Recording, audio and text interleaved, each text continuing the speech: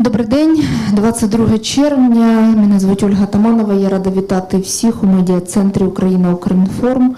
10-й рік триває війна і сьогодні вже 484-й день від початку повномасштабного вторгнення російського агресора на aggressor. And I traditionally want to thank the representatives of all the mass media who tell the world the truth about our heroic resistance and tell us the truth about this war. Today we have invited all of you to present an analytic material, a material that is called From Bryansk to Irkutsk, what happens to captive Ukrainians behind the walls of Russian prisons. Our experts of the Media Initiative for Human Rights, which is a part of Ukraine 5 AM coalition, gathered the information, analyzed it, and now they present this analytics to us. They will tell us what they've managed to find out about the conditions our prisoners of war are held in the aggressor country. Our speakers today are Tetyana Katrychenko, the coordinator of Media Initiative for Human Rights, Maria Klymyk, investigative journalist at the Media Initiative for Human Rights, Andriy Yakovlev, lawyer and expert with the Media Initiative for Human Rights. Also joining us is Iryna Latysh, a prisoner of war relative, and Nataliia Yepifanova, head of the Warriors Liberation Public Organization, and she's also a relative of a prisoner of war. So, Ms. Tetyana, let's start this conversation with you. What have you managed to find out? What do the analytics tell us? What have you found out from our liberated prisoners of war? What are the conditions they're held in? What's going on over there? Good morning, dear journalists, dear colleagues. Thank you for attending this event. It's very important. We want to thank the Foundation Vidrochina, which supported our project. I'm about to tell you why I'm telling you from the very beginning, because the topic of confinement and transportation of the prisoners of war is less studied, and it's not so comfortable and sometimes even horrific. This is why it's not everybody who can study this topic, and Media Initiative for Human Rights studies this topic from the moment of our foundation. We studied the places of confinement in occupied territories way before the 24th of February 2022. We knew the places our Ukrainian servicemen were held captive, and starting from summer 2014 we were doing it. Oftentimes we were doing it without any payment, on a volunteer basis. We were realizing that we cannot lose either time or the witnesses of those events. This work that we're presenting today, the places of confinement in Russian Federation, is a part of a work that we're doing for a long time, but still it's new to us. If we know almost about any place of confinement in the occupied territories, and it's easy to find out about some new place of confinement that was established upon the 24th of February 2022. So in case of Russian Federation, its territory was almost free from such places of confinement, apart from the people who were detained in Crimea and then were transported to Moscow or Rostov or elsewhere in Russian Federation. Russia continues using the same places, both in Moscow and Rostov, but they were added by a large number of other places where Ukrainian citizens are detained, both servicemen and civilians. But today we are talking about the servicemen, I apologize. And it's a huge number of Ukrainian citizens who were moved to Russian Federation. We're talking about thousands. And it's obvious that the Russian Federation lacks space for detaining them. In the beginning of the invasion, they were thinking that they were about to finish this so-called special military operation quite quickly, and they booked a number of confinement cells and colonies in the regions neighboring on Ukraine, in Bryansk and Rostov and Voronezh and Kursk regions.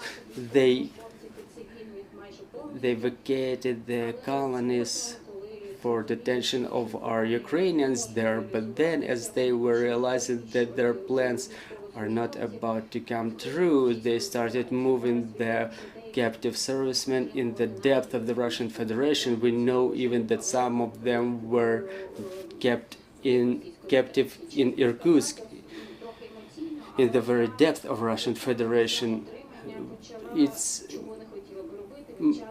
a little bit emotion, but by those places of detention I started doing something I never wanted to. I started studying the map of Russian Federation, where those places of detention are and where they are. I'm talking about such places as Pakino, Kokhma, Galych, Kashin, some places that were unknown to us, or to me specifically. Definitely it's no positive experience, but it's very important to know those small settlements where those colonies are located, so that we can find our Ukrainian citizens, because Russian Federation all the time keeps moving the Ukrainians and thus trying to conceal them.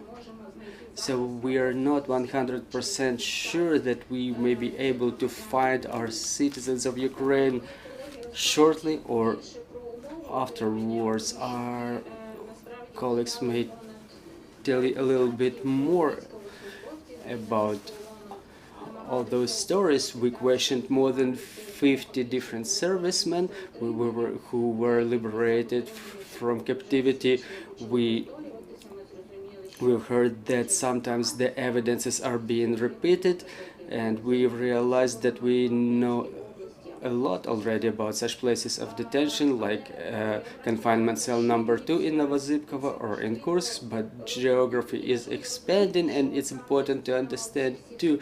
And behind the walls of all those more than 40 places of detention, there are no spectators, so to say.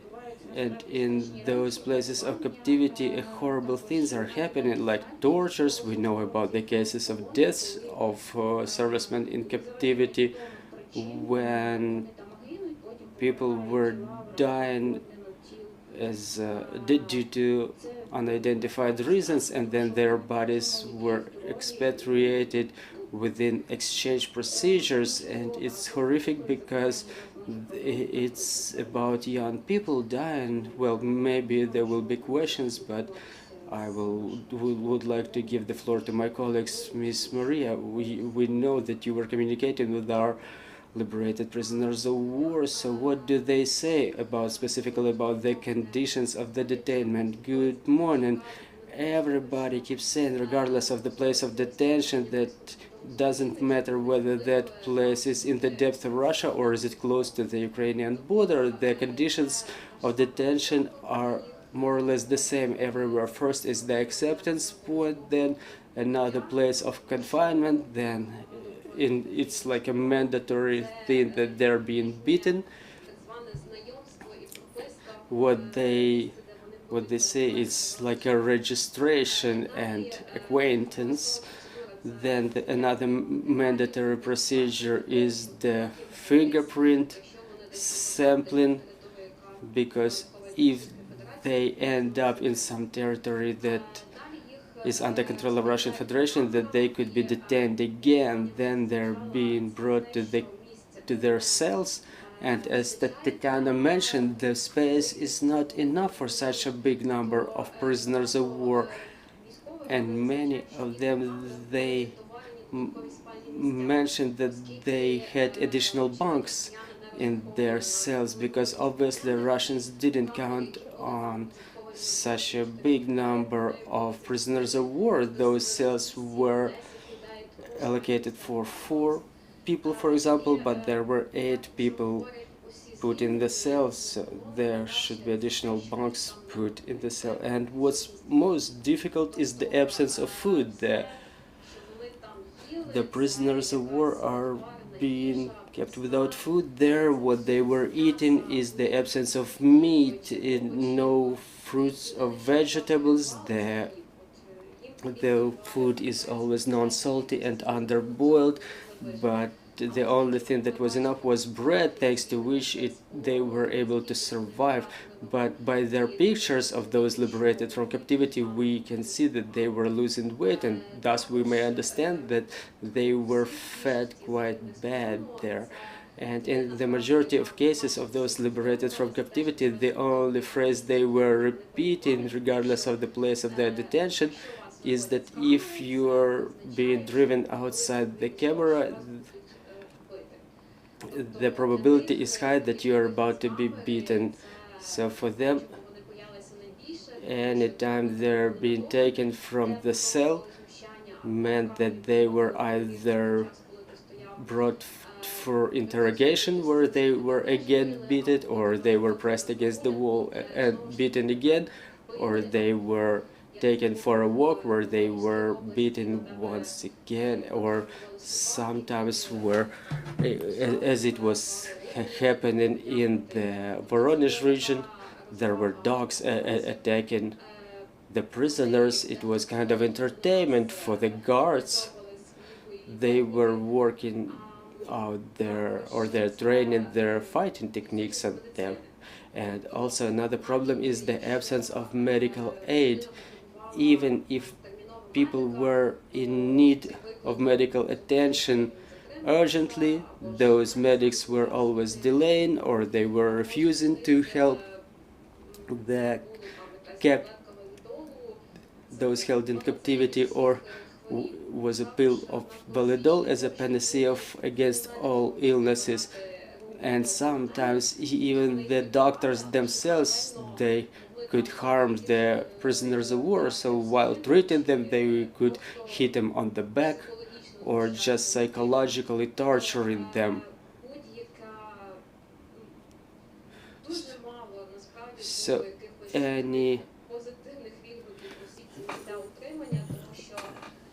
any comment regarding those places of detention were all of negative nature.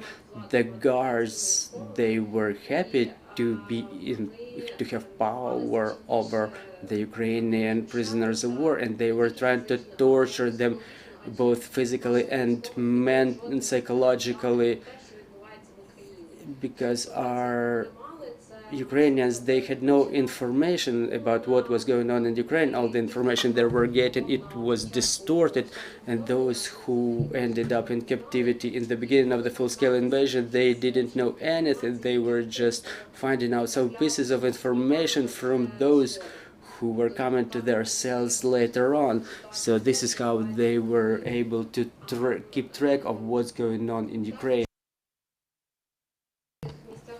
Also, in some places of detention, the outside walks were non-existent. People could spend half a year in a cell without sunlight. They were never knowing what hour, what day it was. They were making scratches on the walls not to lose the track of time, and many were saying that it was very difficult for them to stay without normal conversations, because when a new person is being put in your cell, everybody was afraid to say something because they never knew what kind of person that was, and the information they were about to provide, it could cost them a lot. This is why the absence of normal communication impacted the psyche a lot. And as Tetyana mentioned, we are also aware about a number of death cases.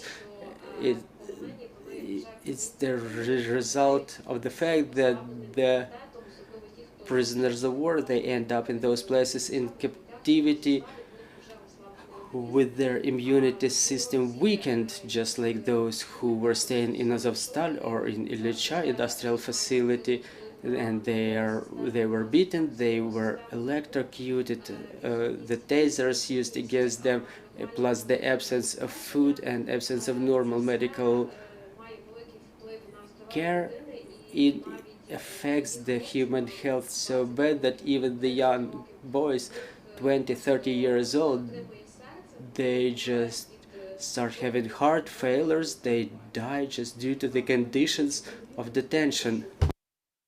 Ms. Maria, will it be correct to say that all of our prisoners of war are subject to the tortures? Yes, we are even aware of the cases when the tortures were used against not only men but women too. So they make no difference whether those are male or female. If you take up the arms, you're the enemy and you're about to be tortured. Well, we've heard such stories from our liberated prisoners of war that they were forced to listen to the anthem of Russia, and so there was some information pressure exercised against them. Oh yeah, anthem of Russian Federation is the mandatory program in any place of detention. This is what the morning of every single prisoner of war starts with. They should learn it by heart, and even if you forget even one single word, they are being punished for that. So Russian anthem, Russian music, this is something that they listen to every day. Mr. Andriy, talking about the legal component from the international law point of view, how can you evaluate what's going on with our prisoners of war? Good morning. It should be assessed as a war crime. Why is it a war crime? Maybe it's even more than a war crime. Maybe sometimes it will be identified as the crime against humanity, because the picture we're seeing is that everybody is beaten just for no reason, just for entertainment, or like instead of saying hello, it's some kind of practice that cannot be explained by any military necessity or any other real reasons. We have to understand that it's important to understand that prisoners of war are no criminals. They were just the people who were isolated from warfare to weaken the enemy. They are isolated and they are deprived of freedom. They cannot get back in ranks or of their armed forces, or they cannot get back home, but they have all other rights. For example, right to correspondence. For example, the Geneva Convention guarantees at least 4 postcards or 4 letters that can be sent outside, and this is one of the ways of connection with the outside world, which is one of the basic guarantees. Why it's important to mention it? Because if we imagine that there is a huge number of people, thousands of people who do not have any rights, they are being beaten on a daily basis as punishment, as entertainment. In this research you may find information that even their food is eaten before they are being served it. According to the Geneva Conventions, the feeding should be at least such that people don't lose weight, so they are being fed in violation of Geneva Conventions. And torture is a very serious thing. They actually constitute the war crime. That's very brief. Thank you very much, Ms. Iryna. I would like to invite you to join our conversation and share your personal experience, what your family was facing. Yes, thank you very much for invitation. Unfortunately, I also have this negative experience in our family. A close relative is being held captive as a prisoner of war. I was communicating with the guys who were held captive with my husband and those who came back from other places of detention. And what I want to add to what was already said by the previous speakers, that unlike other places of detention that exist in the occupied Ukrainian territory, sometimes the captives are allowed to receive some packages from the volunteers, or there is mobile communication. Sometimes it's unsanctioned, sometimes it's upon the agreement with the guards. So those who are held captive in Russian Federation, they don't have any of those opportunities. Just in addition to what was said about the absence of communication, about letter exchange. For example, our family, we received a letter from captivity almost a year ago, we were really comforted with that. I was thinking, like, all right, his head is still thinking, his right hand can still write. Obviously, there are very primitive things described there, like I'm alive, I'm not starving, everything is fine, relatively healthy, and that last guy that was liberated on the 11th of June, for example, in Voronezh region, they were weighing the prisoners of war, and everybody was surprised why they lose weight. So as of 30th of May, my husband lost like 30 kilograms of weight, but I hope we will cope with it. Regarding the medical care, like Maria mentioned, it's very difficult. The medical care is accompanied by some physical manipulations. If you complain about having stomach ache or headache, you're being given some pill like once in 3 days, and you don't even know what kind of pill it is. Is it ibuprofen or is it a purgative?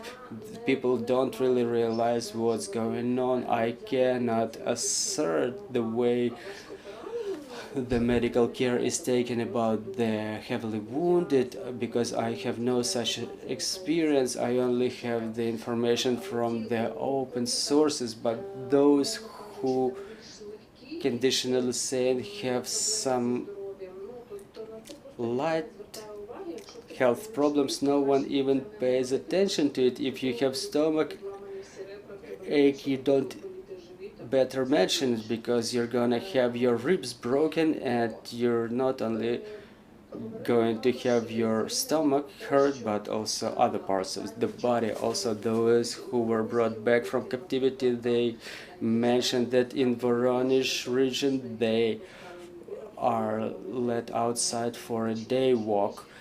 Before that, they were not let outside. They did not understand whether it's day or night time. The windows are painted black. There is a light on in the cell 24/7, and thus you don't understand whether it's morning or it's evening. And sometimes they just wait for the command from the guards, like retire, and sometimes it may be announced at 10 o'clock in the evening, sometimes at 11, sometimes at 12, and before that they were not let to sit on a bunk even, so they were only kept standing, and in case people get tired and they get seated, they could be punished for that. Sometimes some people were covering a third person so that they can sit, and now they are already allowed to sit at the benches. And for example, if there are 8 people in a cell and the bench only sits 4, so they sit in shifts.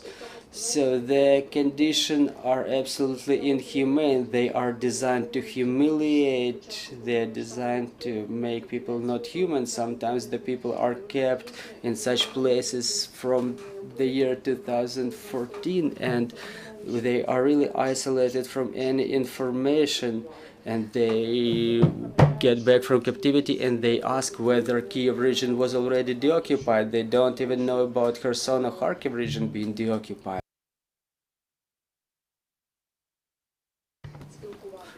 It's also prohibited, for example, to talk to a guard if you ask any question like what time it is, or you ask them with some request about something, about medical care. You just are not responded, but it all is being accompanied with some physical influence, which definitely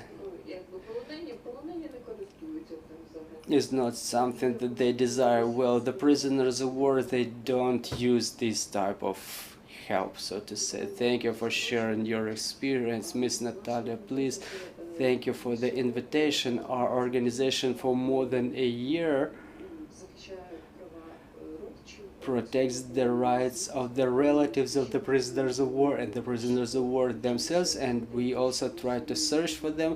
There are some from Mariupol that we are still unable to find, but we found place of detention of many of them, such a non-official place of detention, because a big problem for the prisoners of war is that Russia conceals them and they try to hide the majority of the prisoners of war. And generally the problem of Ukrainian military prisoners of war is huge. According to our civil sector calculations, it's at least 10,000 prisoners of war who are currently held in captivity in Russian Federation, and the majority of them are not confirmed by Russia. Even those of our servicemen who were exiting Azovstal and International Committee of Red Cross were present during that procedure. They were filling special questionnaires, but there are people who, even in presence of ICRC, are not confirmed by the Russia, as they were coming out with the presence of ICRC. So we had different ways of searching for them. We have different capabilities, but not all of them work. For example, Telegram channels. The Russian Telegram channels, they post videos in their Telegram channels, and this is how we may find those people, or just to find out whether they're even alive, because after Mariupol we were facing the fact that we were not able to identify whether this or that serviceman was alive for a very long time. There are also unions of Russian lawyers who used to help. Now this option is non-existent for us anymore, but back in 2022 and beginning 2023 they were helping in identification of places of detention and official confirmation from Russia. Also, there are Ukrainian volunteer teams which work both in Ukraine and occupied territories, and they make visits to the colonies. I don't really know how they get in there, but it's all unofficial. But this is also how we identify the places of detention of our citizens of war. Back in January, February, March, those volunteers showed us a lot of videos from a colony in Horlivka. We don't know why it was all done, but then they opened big accounts for repairing of barracks, for clothing, and using the sorrow of the relatives. But those guys who were brought back from Horlivka, they say there were no barracks repaired, no new clothing. So is it like a blackmail in exchange for information? Yes, they just let the parents see the videos, they let them exchange the letters, and then if you don't contribute money for repair, you lose all your opportunities. And we also address the International Committee of Red Cross on a constant basis, and they little by little, but eventually they find, or they don't find it, they receive it from Russia. The confirmation about the places of detention is like Ukrainian Red Cross goes to International Red Cross, they go to Russian Red Cross, and the Russian Red Cross goes to the Ministry of Defense, and then all the way back. This is how we get the confirmation of the detention. It's a very small number of confirmations, but still they exist. Yes, they still exist, like maybe once per week or once in 2 weeks, So it's a very small number, but still at least something. Also, there is the working group of United Nations for abduction. We submit applications to them, they consider our applications, but I have to say they're absolutely inefficient. What I have to mention is an interesting thing. There is a working group of the United Nations for abductions. They are based in Geneva, in the headquarters of United Nations. This headquarters is headed by Tetyana Katrychenko, a Russian official. And we were asking if the administrator of the headquarters cannot provide for normal work of yours. They said there is the representation of Russia in United Nations, but they refuse to meet you. So we keep asking if the Director General cannot provide for a normal performance of your duties as the members of the working group for abductions. Why don't you bring up that issue? And it seems like they have no initiative. They're absolutely careless in this regard. So the most productive source of information about our prisoners of war are those who are the same prisoners of war who are brought back. They're the most productive because they communicate, they see with their own eyes, they tell the stories, they share those stories, what was happening to them, they share their some family issues, family stories. So we keep finding them, we keep finding this information from the prisoners of war who were brought back, but still we don't have official confirmation that other people are held by Russia, and it turns out that they are considered missing in action. Thank you, Mr. Andriy. You had a comment. I wanted to react to your speech. I was hearing your address about the dignity, about the cooperation with Russian Federation, how they work with them when they ignore their requests. I liked it, but I would like to draw your attention to those mechanisms that have no content, and it makes no sense to address them or recommend to address them. I want to warn you not to say, not to put it this way. It's not about that they help, but they communicate with Russian Federation and they continue picking Russians, and obviously those people they are asked about, those people, they have more chances that they avoid being beaten, they avoid being treated badly. So the more those people are asked about, the more chances they are safe. So you have to continue insisting, and the things that you were saying, that the United Nations should sort out how come there is the organization inside the United Nations which ignores their principles, but I don't know. There are some methods of reacting, not non-legal ones, like a silent boycott or some special treatment, because one way or another Russia will react to that. And I also want to say, just give me a quick second. You see, we have to raise our humanity in this regard. You see, like the way you were telling this, they were first kept standing, then they were allowed to sit down. You see, this humanity development process, it may be gradual. And for example, in case of ICRC, Red Cross, you mentioned, we have to raise the value of human life, and it will penetrate, those ideas will penetrate those places of detention.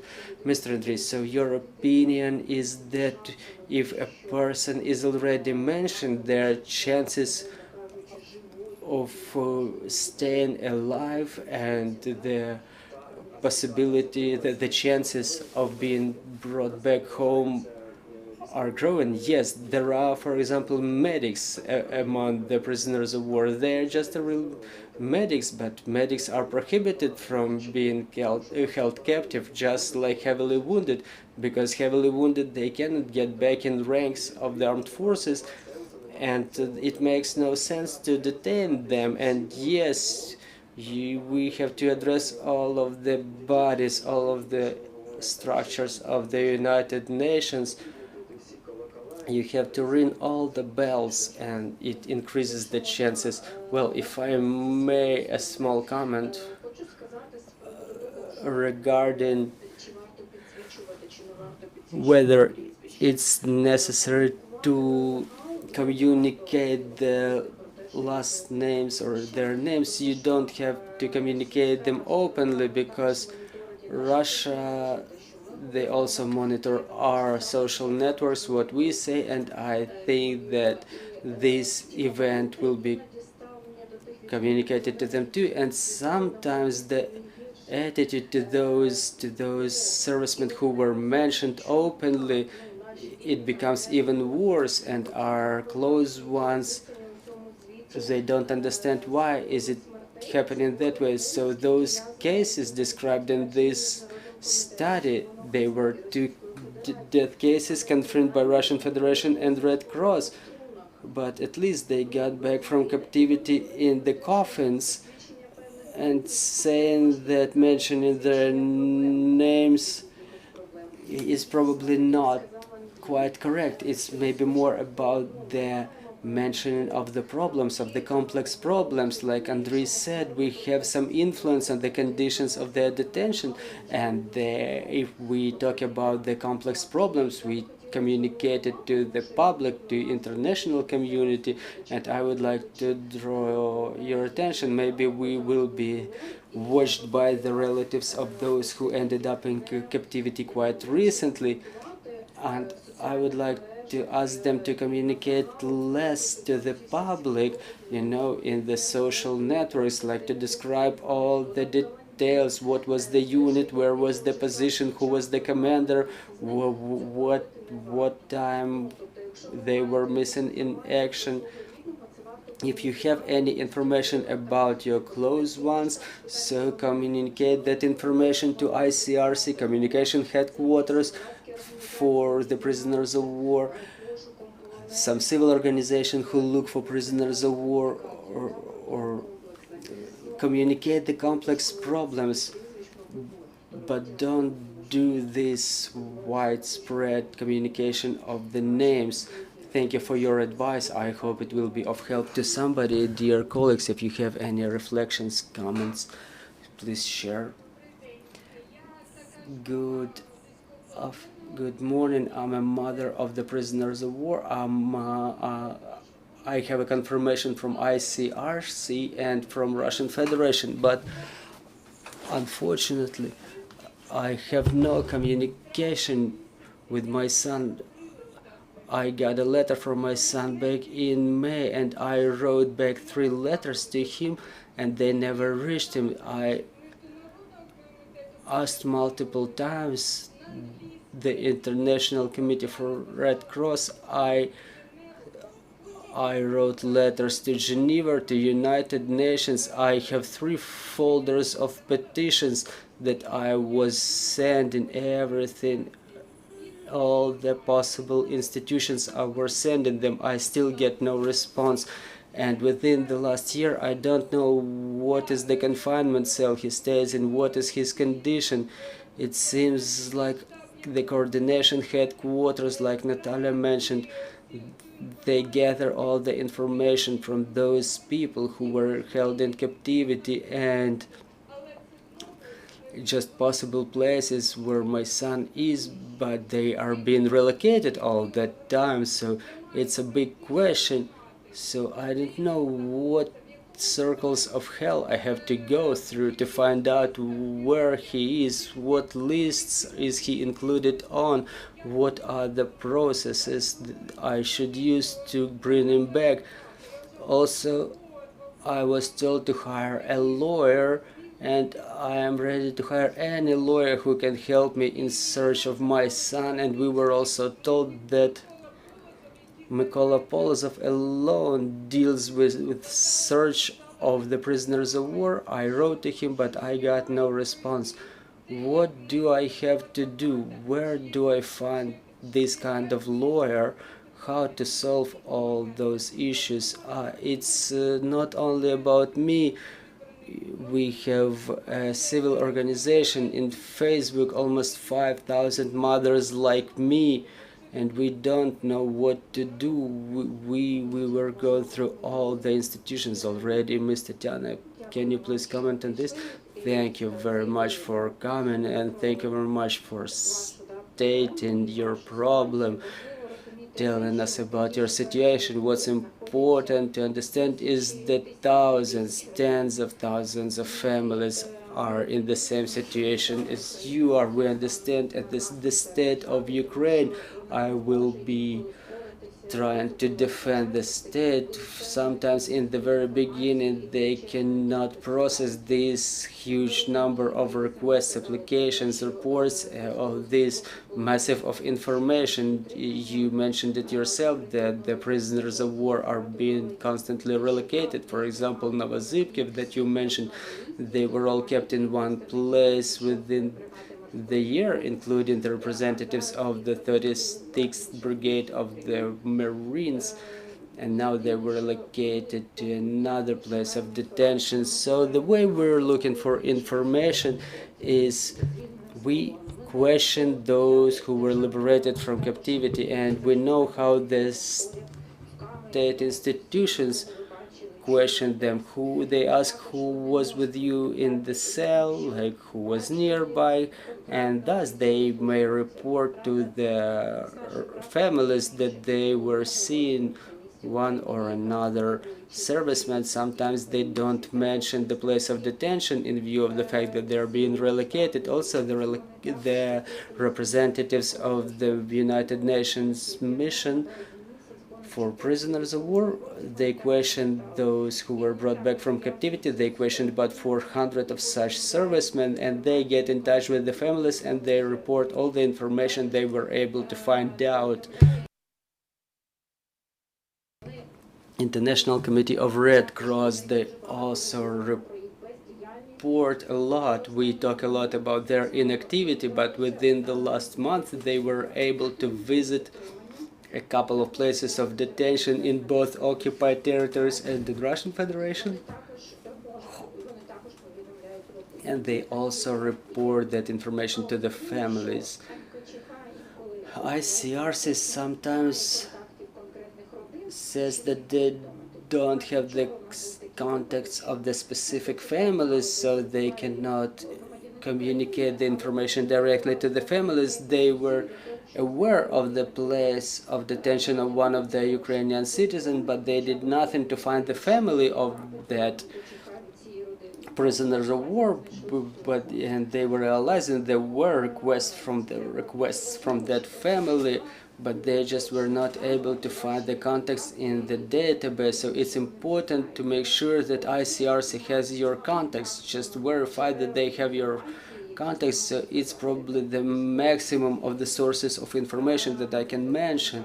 So first of all, the coordination headquarters, and then the servicemen who were recently brought back from captivity, so the missions of Red Cross, volunteers that I mentioned, and the United Nations organizations. As to the Russian lawyers, yes, we also cooperate with the Russian lawyers. Well, to some very limited extent, we understand every such request now in Russian Federation may result in relocation of a person to another place of detention if we know where such person was held captive. So it would be a very traumatic experience for such a person, because again it's a very complicated process of acceptance. This is why for the time being it's like that. On one hand, we have to understand that it's a huge number of servicemen that the state takes care of each and every serviceman. They try to look for them, but on the other hand, we understand that now at this phase the government may not cope with this, may not make it with this huge amount of the prisoners of war. This is why I always urge the families to work with the coordination headquarters. If we just pile them with their requests, like where, they may not just be able to respond to all of the requests. And regarding this moment, regarding mentioning of the names, it's like we knew that there were some people held in captivity, those who were taken prisoners in Donetsk airport, in Debaltseve. So we understand that the names of those servicemen were known, their families were given interview, and not only military but also civilians. And after they were brought back, both military and civilians, they were saying that yes, it's my daughter or my wife. They were reaching out to media, and I was beaten after that, but it gave me a chance of being exchanged, because those whose names were not mentioned, they still stayed there. So those servicemen who ended up there during fulfillment of their duties before the 24th of February, they are held in Makiivka colony, and the chance that they will be brought back, given this huge number of the servicemen held in captivity now, those chances are not so big. Yes, after the 24th of February, the situation has changed. Many servicemen ended up in the captivity, and if we write about every single one of them, they will not be able to beat all of them. So if we continue mentioning just one, say, serviceman from the 36th Brigade, they may experience additional pressing, and they may think of them as somebody very important. They will not be given for exchange. So all those stories that you tell, that the value of such servicemen would grow if you mention him, if you give publicity to his name. Well, we've been hearing such stories from 2014, but it's all up to the families where they want to do so or not. In my opinion, it's important for the families to continue continue mentioning it, not the specific names, but telling about the conditions the people are held in, because we communicated to the international journalists. We have 4 tours aboard, and sometimes there is an impression that the Ukrainian servicemen are being taken as prisoners by Russia, and then they are being returned, and it's like nothing is happening, and the overall picture is like there is no understanding of the huge number of Ukrainian citizens held in captivity. They are ready to wait until the very last day, as it's mentioned in the Geneva Convention, the last day of conflict. But you know, there are injured, there are people with the psychological conditions. We know about the people who were trying to commit suicide. So the pressure should be exercised to identify all the places, because we have to know about all the places the Ukrainian prisoners of war are being kept in, what are the conditions, and the representatives of international humanitarian missions should be allowed in there, let it be ICRC. But let's say it was only us who identified the 42 places, and then there are more places. For example, we find we find some servicemen who ends up in some place of detention where they are given the toothpaste with the place of its manufacture being deleted, so they don't find out where they are, in which region. But the Ukrainian law enforcement agencies should document each and every meticulous evidence of all the people who were in different places of detention, and moreover the people responsible for relocation of the servicemen should be identified. Relocation to those places where they were tortured, they were humiliated, where they were dying due to the conditions of detention, and those responsible should be identified. We cannot keep silent,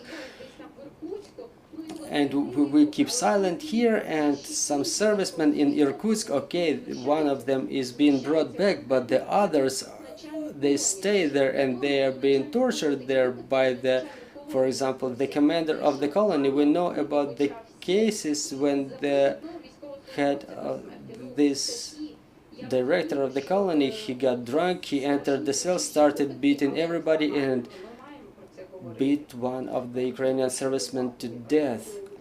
So those are the urgent cases we should mention.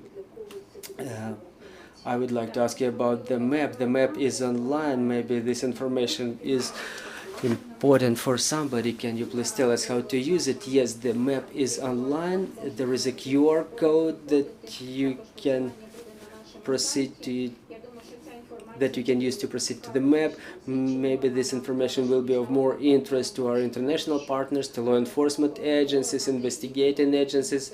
We know that the prosecutors' offices and the law enforcement agencies of other countries also support us in this investigation, in these kind of investigations, and we are ready to assist in all those investigations, and we are ready to support you in search of those responsible. We have questions on the floor. What is the number of places of detention identified in Russian Federation, and maybe there is some specific number of places of detention in the occupied territories of Ukraine, and what is the place where the most number of Ukrainian prisoners is being held captive? Well, we know about 42 places of detention in Russian Federation, but we realize that this number may be bigger. This is why we don't stop. We will continue questioning and looking for the servicemen who were brought back from captivity further on, and we will amend this map. As to the occupied territories, I'm not sure about the exact figure. We were working with the number above 100 such places of detention. There are places of mass concentration like Horlivka colony or Sukhodolsk colony in Luhansk region. Those are the places of mass concentration of Ukrainian prisoners of war. Sometimes they are being held in cameras, sometimes in barracks. It looks more like a camp for prisoners of war. Like Iryna was saying, that the conditions may be better there, but it looks more like a camp for detention of the prisoners of war, but such places are almost non-existent in Russian Federation. The people are being held in confinement cells with the regular cells which are overcrowded. Mr. Andriy, a little bit in response to your question, I would like to say that the problem is not that Ukraine underperforms or ICRC underperforms, but it's about the fact that those federations, those organizations cannot come to Russian Federation using force.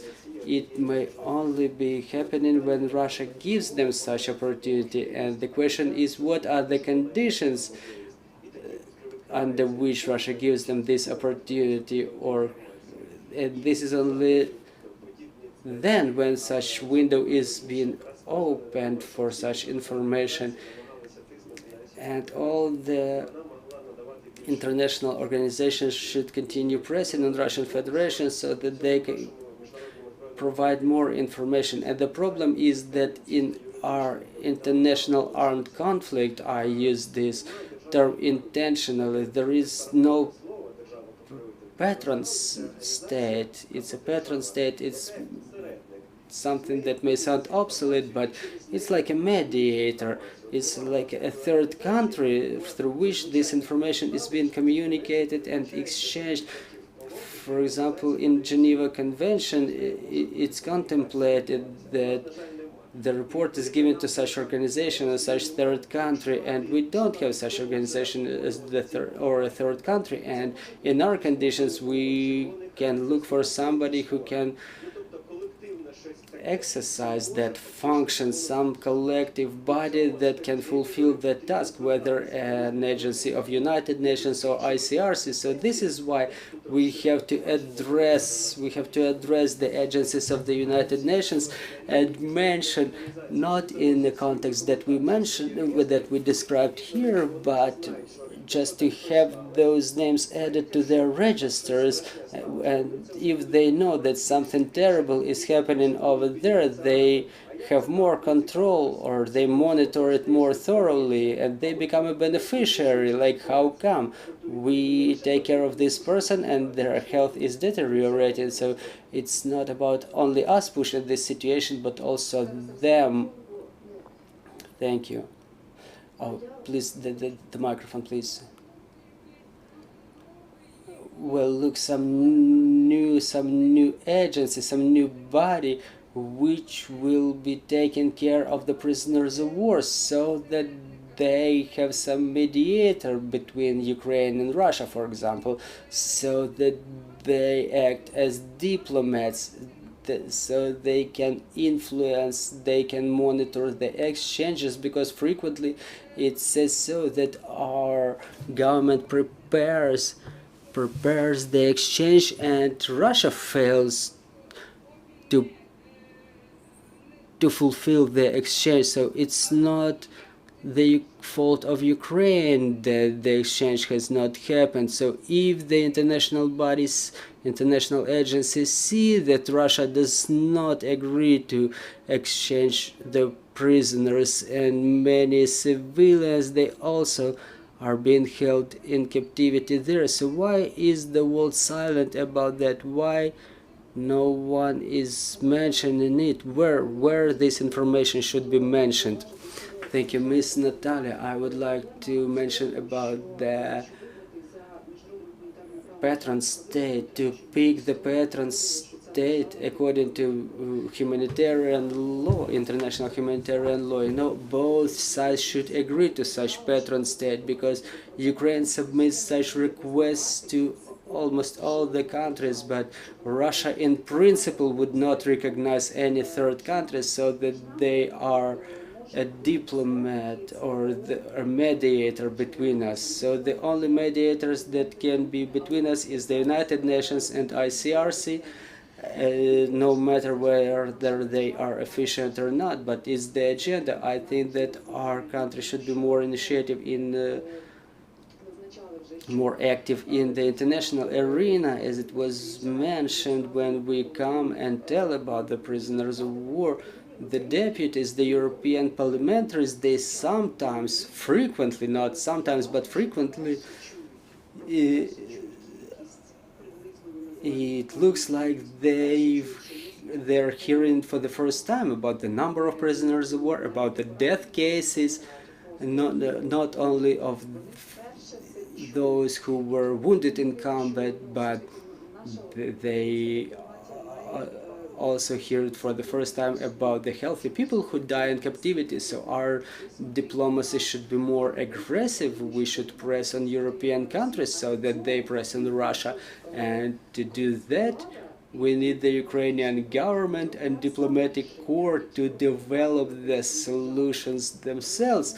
We should develop the solutions and offer them to the European countries, because if you want to propose something, you have to know what you're proposing. You have to know the solution, how to make the European parliamentaries press on Russia, because there are political representatives in different international organizations. I mean, the Russian representatives there is still economy working, the Russian diplomats are still accepted. Thank you very much. We still have questions on the floor. Darina Kolomyets, Spilna, there is an immense number of civilians and military prisoners of war who are being convicted in Russian courts. Sometimes they are being convicted of terroristic activities. I'm sure you studied this issue too. So what is your assessment of such courts and convictions, and what are the chances for those who were convicted to come back to Ukraine? Well, yes, just last week we were studying the register of the Rostov court,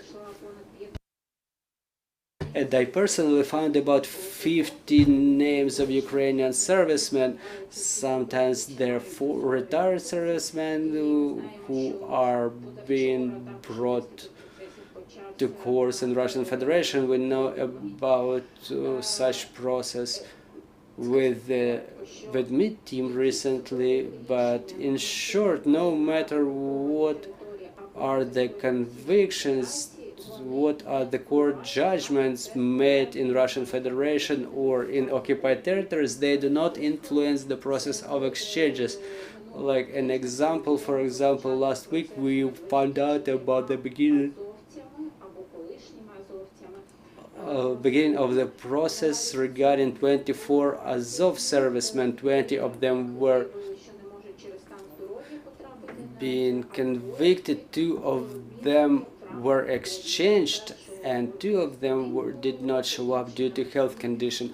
So one was exchanged back in autumn last year, and another one was exchanged this year in spring. So it does not influence exchange process in no way. Well, according to Geneva Convention, the prisoners of war may be detained until the end of war, and in case of criminal persecution until the end of such persecution.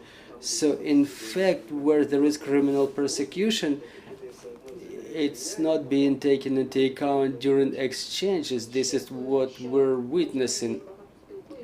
Yeah, I communicate a lot with Andriy, and I want to add that it's not prohibited to convict a serviceman if they're being suspected of war crimes, because there are processes like this in Ukraine. The other thing is that Russia forces them to give some evidences.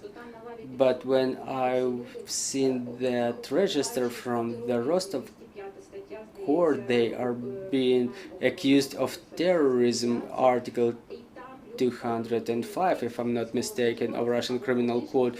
So the Ukrainian servicemen, they are being convicted of being a part of Donbass or Aidar or Azov.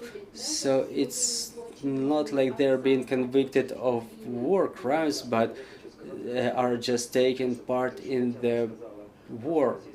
Just like Tetyana said, Russian Federation, they have a register, and if a person is a part of this register, they're being recognized as terrorists, not like by fact, by the very existence on this register. What will happen in the legal field? We should come to them and to dispute the judgments, or we have to address the United Nations. They are a signatory of the faculty protocol, and we need the judgments of the United Nations court so that they dispute the judgments of the Russian courts. So this is what we are about to do if we don't get our prisoners of war brought back after the end of the war. Newspaper Fakti, my question is to Mr. Tetyana. You mentioned the case when the director of prison got drunk and he's beaten a prisoner of war to death. So what were the consequences for that prison? I will tell you in brief. Unfortunately, or maybe fortunately, I don't have access to this place of detention. We were talking to other servicemen who were witnessing, they were hearing what was going on in the neighboring cell. So I can tell you for sure there were no consequences, but generally in Russian Federation there are inspections. They are very frequent. Some higher directors come to those places of detention, after which they usually try to improve the conditions of detention, but there is no independent access to such places of detention. And what was where did it happen? Well, I cannot tell you where it was happening, but please pay attention to the fact that they hide their faces. It means they're afraid. They force everybody to turn around as they enter the cell, which means they're afraid. They want to hide their faces. Yes, thank you very much for the interest to this topic. I want to thank our speakers for taking part in this conversation, and I want to thank our armed forces, the security and defense forces, for this opportunity to have meetings like this. I hope all of our heroes make it back home shortly. Glory to Ukraine.